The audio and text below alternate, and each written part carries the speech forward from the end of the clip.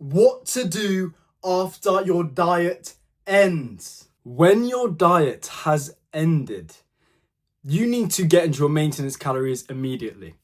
I've been training for 5 years now. I've been lifting weights for 3, calisthenics for 2 years. I've been researching fitness for 5 years now. I know quite a lot. I have a lot of knowledge on this topic. I genuinely used to neglect the end of the diet. I would focus on losing the weight, but I would never focus on what I'm going to do once I've lost the weight. So this is exactly what you need to do. The first step is find out your maintenance calories. Now, there isn't a very easy way to do this. It's going to take a bit of time to know your true maintenance calories. What your maintenance calories is, it is just the calories you need right now to stay at the exact same weight, right? So calorie surplus is when you are eating too many calories. You are basically eating more calories than your body needs at that weight, so it stores more body fat or just stores more weight. And then in a calorie deficit, you're not giving your body enough calories to stay at the same weight, so it loses weight, right? So you've been dieting for all this time. You've lost, for me, in my case, I lost 15 kg. And what do I do now? I'm confused. I've done the diet. Do I just go and binge? Do I just do whatever I want? Most people, they finish a diet. They are really disciplined. They get it all done. They feel like shit. They feel restricted. They feel horrible. And then, yeah, they go and binge. Don't go and do that. By the way, before I get into all of this, in the description, there are 2 links, one to my aesthetic body course and one to my online one-to-one coaching. Go and check them out. It will change your life if you let it. So yeah, a lot of people, they just go and binge once they've finished the diet. That is not the right idea. That is not good. You're going to gain all the weight back and then some, most likely. Do not do that. Now, you should have been tracking your calories whilst you've been losing weight, just so, because it's the most effective way to lose weight, basically. But if you haven't, then you need to get used to calorie tracking. Find out your calorie maintenance. So maybe ask ChatGPT, go onto Google, go onto one of those calculators, whatever. Yes, it's not going to be completely accurate, but it will give you a pretty accurate range of calories, right? Say you put in your height, your weight, how active you are, etc., your body fat percentage, everything like that, male, everything, right? It will give you, 2,500 to 3,000 calories. What you do is you start off the week on 2,500 calories, right? And you track your weight on the first day and the end of the week. If you've gone up in weight, well, then you probably have a lower maintenance than that. If you stay at the same weight, then you know you're at maintenance. Then you can carry on trying to bump up your calories to see how far you can go before you start gaining weight again. And then if you haven't gained any weight and if you've actually lost weight, then you know, oh gosh, I'm actually in a deficit. I need to increase my calories. Then the next week you go to 2,600. You see if you gain weight, lose weight, etc. You do that all the way up until as much calories as you can possibly have until you don't gain any weight and stay at the same weight. So you want to try your best to find the highest number of your calorie maintenance range, because everyone wants to be eating more food. If you can eat more food, that's good. You're going to feel more full up. You are going to be more likely to stay at the same weight and not gain all the weight back. Because if you're hungry all the time because you're not eating much, then you're more likely to overeat. Usually people binge, people overeat because, well, they're hungry. So yeah, once your diet has ended, once you've been in that calorie deficit, you've been really fighting hard for it, you've been dieting down, really disciplined, you need to go and find out your calorie maintenance. How many calories you need to stay at the exact same body weight. So many people will literally just throw away all their progress. I did it for so long. I don't know why people do this.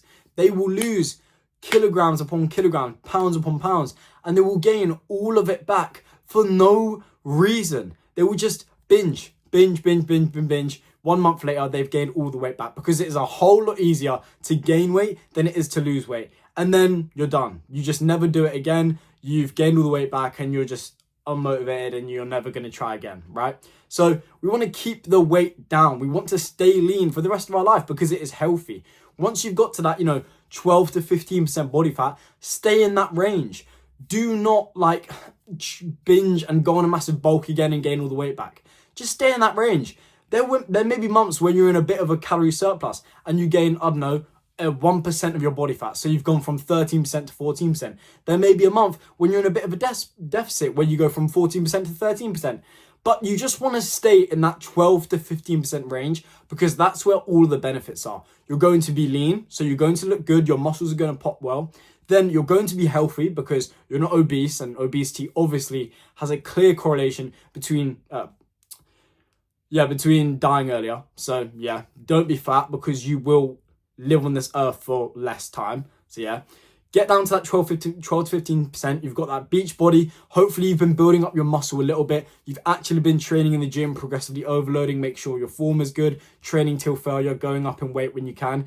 And that is going to allow you to be building a lot of muscle. You've been hitting your protein goals, etc. So now you've finished your diet. You look great, but this is the worst period because you can throw away all of that progress in a few weeks. I've done it before. I started my cut. I don't know what the weight was, but I lost 8 kg in the cut. It took me 3 months, 8 kg down. I only ate the clean whole foods. I was so disciplined, restricted my calories so much, etc. Then, guess what? I had no plan for what I would do once I'd lost the weight. I just gained all of that weight back. I gained 15 kg. I gained so much weight, I just ended up calling it another bulk.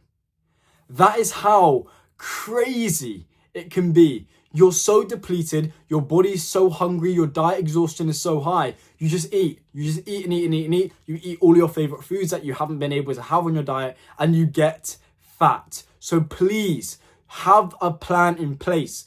It is not just a few week diet where you lose weight for that, one holiday you want to go on. Okay, we're not just dieting so we look good on the beach for 1 week, right? We're dieting so we can look good all year round. You want to have abs all year round, don't you? When someone randomly invites you to a pool party or, a jacuzzi, you want to be in good shape, right? You don't want to have this one specific day where you need to get lean. I fell into that trap a lot. I would bulk the whole year, basically be fat, 25% body fat. And then when it got to, my holiday, I would get down to like 12% body fat. Like, that's not a sustainable way to live. It's not going to look the best you could possibly be. It's not the healthy you could possibly be. So how about just stay in the 12 to 15% range, and you can still build muscle without doing a massive bulk. I would suggest, maybe you get to 13% body fat, right? You finish your diet, you increase your calories a little bit, your physical expenditure goes a little bit further down, right? You find out what your maintenance is. That will take a few weeks of you playing around with your calories, seeing if you're gaining or losing weight. And then if you want to build a bit of muscle, you just go to the gym, eat a little bit more, and then just train hard. You will be building the same amount of muscle as someone who does the massive 25% body fat bulk. I promise. I've done 2 major bulks in my time, and I would have put the same amount of muscle on if I had maybe just been in a slight surplus rather than 1,000 calorie surplus, right? So please, if you are going to, or if you want to build a lot of muscle, don't fall into the trap of finishing a diet. You finish your cut, go straight into bulking. Like, you don't need to go into a massive bulk. Go into 100 calorie surplus and start building muscle. You will be gaining weight so slowly that once you get to a point where you're like, you know what, I want to get a little bit leaner, it would take a week and you'll lose the body fat that you gained while you were trying to build a lot of muscle. So yeah, please do not fall into this trap of bulking and cutting. The reason the bulking and cutting thing has come around, so, you finish your diet, right? You've been disciplined 3 months, you finish your diet, lose all the weight, and then you just go straight, okay, let's bulk again. I don't understand why I was doing that. So many people do that. It's so stupid. Why are you not reaping the rewards of your cut? You just lost all that body fat. You have a top 10% physique in the world, top 5% physique in the world, and then you just gain all the weight back. I don't know. I did that for so long. Anyway, the reason bulking and cutting has come about is because loads of people look at bodybuilders, right? In their off season, they gain like 50, 60, 70 pounds, right? And then when they're competing, they get shredded again. People have come up with this thing where you have to put on that body fat to be putting on muscle. You don't really have to put that much body fat to build muscle. You could do it at your maintenance. You could do it in a deficit if you train hard and if your protein is high. Simple as that. If you are in a slight surplus though, I would say that is probably the best for muscle growth, because if you think about it, if you're only giving the exact calories your body needs to stay at the same weight, it's using a lot of those calories just to keep you alive. It's burning it from moving around. It's burning it for, it's going to certain other things like keeping your heart beating, etc. The really important things, high priority things. But muscle building isn't really high priority when it comes to our evolutionary biological body, really. It's not really that high. Other things like keeping our heart pumping is the highest, right? So when you increase your calories, you're in a slight surplus by 100, 200 calories, then you have extra calories that can go to muscle growth because you've already got all the calories your body needs to, keep the heart pumping, be able to actually have energy, etc.